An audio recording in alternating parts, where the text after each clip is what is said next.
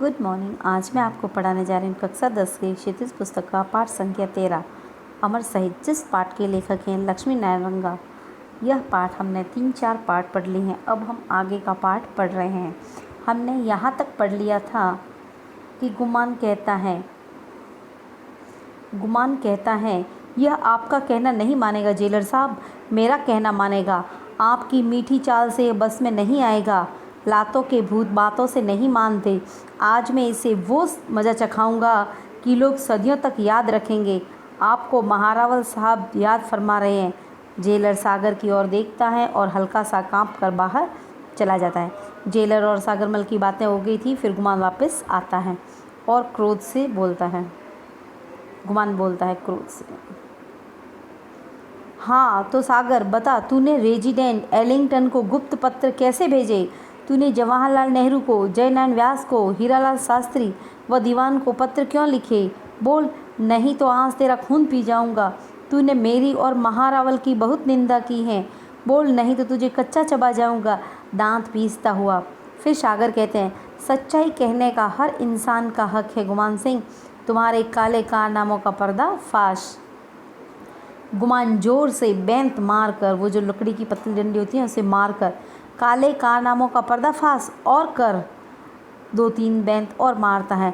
लगता है तेरी मौत ही तुझे नागपुर से जैसलमेर खींच लाई है। लगता है तेरी मौत मेरे हाथों ही। फिर सागर कह रहे, मुझे मौत नहीं, मेरी जन्मभूमि का प्यार यहाँ खींच लाया है। मेरी मौत नहीं, लगता है सामंत शाही की मौत मुझे यहाँ खींच लाई है। लगता है सामंत शाही की अर्थी में मेरा कंधा लगेगा। लगता है महाराज और तुम दोनों।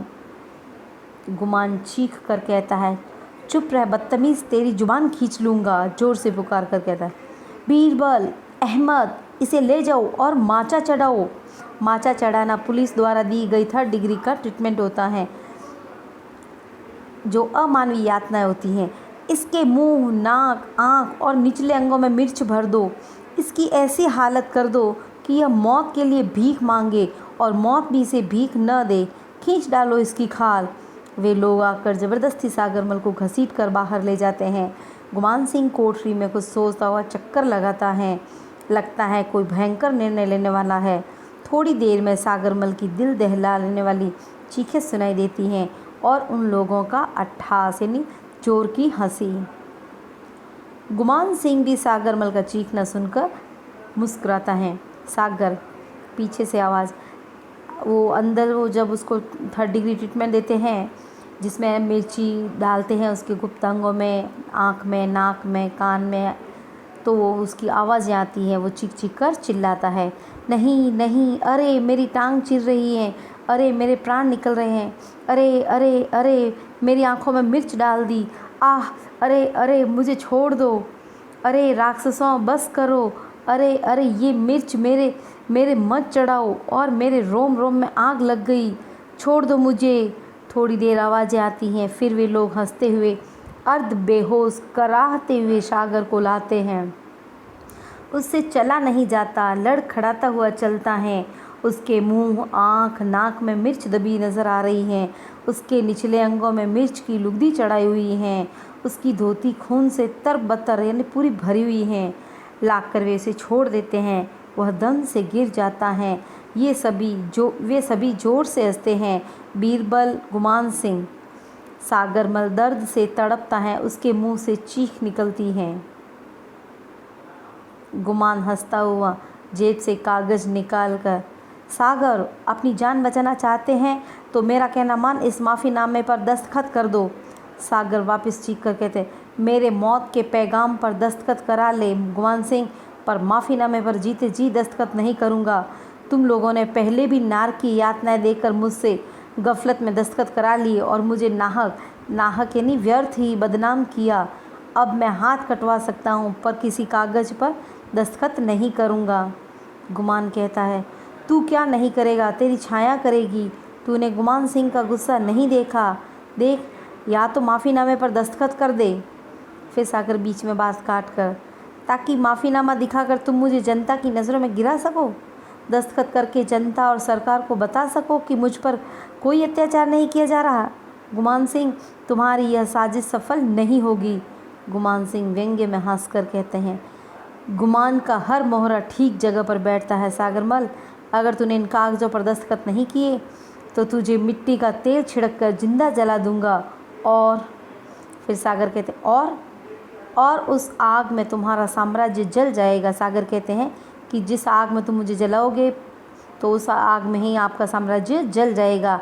जनता तुम लोगों को जीने नहीं देगी। इससे वो क्रांति होगी कि तुम्हारे जुल्म के शासन की नींवें तक हिल जाएगी। फिर गुमान सिंह ने कच्ची गोलियां खेलना नहीं सीखा सागर। तुमने जगह जगह पत्रों में लिखा है कि इस अत्याचार को नहीं सह सकता, इससे तो आत्महत्या ही करना अच्छा है। हंसता हुआ खूनी भेड़िए सी नज़र टिकाकर, समझे कि नहीं? सागर कहते हैं, समझ गया। तुम मेरी हत्या पर आत्महत्या का कफन ओढ़ाने की कोशिश करोगे, पर भारत की जनता तुम्हारी इस चाल को मात दे देगी। गुमान कहते हैं, नहीं, कभी नहीं। तेरे परदादे ने भी आत्महत्या की थी। यह तो तुम्हारा पुश्तैनी रोग है। सागर गुस्से से चीख कर, झूठे, नीच, राक्षस, तू इतना गिरा हुआ है। गुमान गुस्से से, मुझे नीच कहता है? हाँ, नीच, 1000 बार नीच। फिर गुमान गुस्से से, बीरबल, मिट्टी के तेल का कनस्तर ला, इसे आज मज़ा चखा कर ही रहूँगा। कनस्तर यानी वो 5 लीटर का जो होता है, वो केरोसिन का डिब्बा।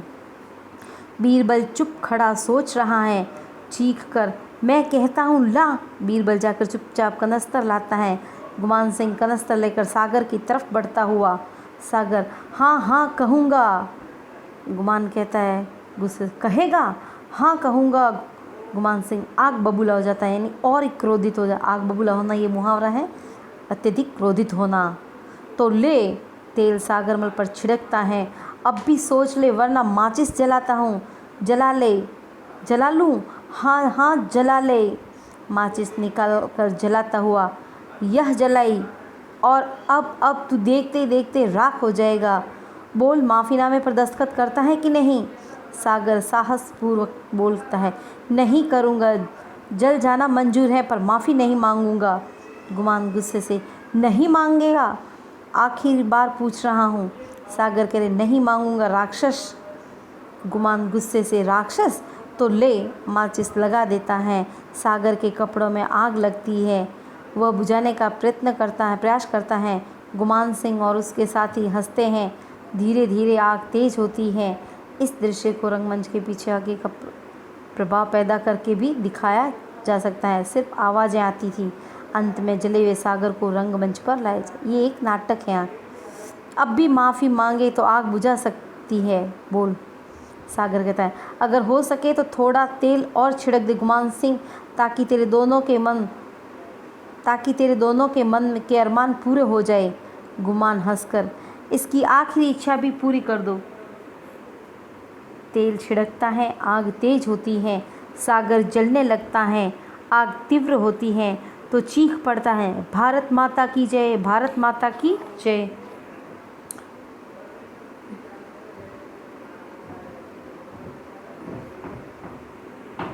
गुमान हंसकर, अरे इसकी आवाज़ें दूसरों को सुनाई नहीं।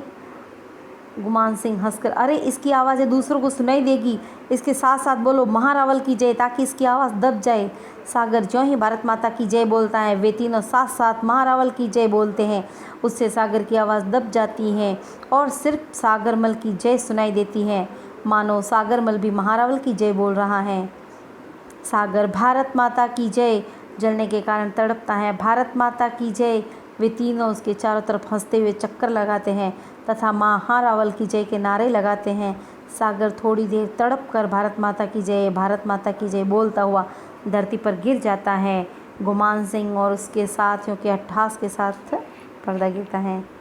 अब इसके शब्दार्थ देखिए। आतताई, आतता यानी अत्याचारी, नजराना यानी भेंट, पीवड़ा एक सांप की प्रजाति है, पैगाम संदेश, जुल्म अन्याय व अत्याचार, कचुम्बर यानी कुचलना, नब्ज यानी नाड़ी, तमन्ना यानी इच्छा या कामना, आहुति जो हवन में डालने की सामग्री होती है, हवन या यज्ञ में डालने वाली, प्रज्वलित जलता हुआ चमकता हुआ, अर्थी सब यात्रा, नारकीय नरक प्लस ई प्रत्यय लग गया है तो नरक जैसी, गफलत यानी भूल, नाहक यानी व्यर्थ में, साजिश यानी षड्यंत्र, पुश्तैनी यानी पीढ़ियों से चला आता हुआ, अरमान, इच्छा, अट्टहास, बहुत जोर की हंसी, माचा चढ़ाना, पुलिस द्वारा दी जाने वाली अमानवीय यातनाएं।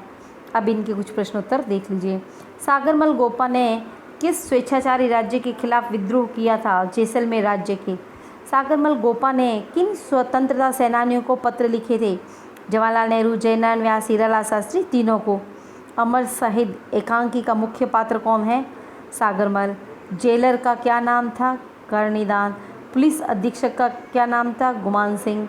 सागरमल गोपा द्वारा रचित पुस्तकें रघुनाथ सिंह का मुकदमा और जैसलमेर का गुंडा शासन।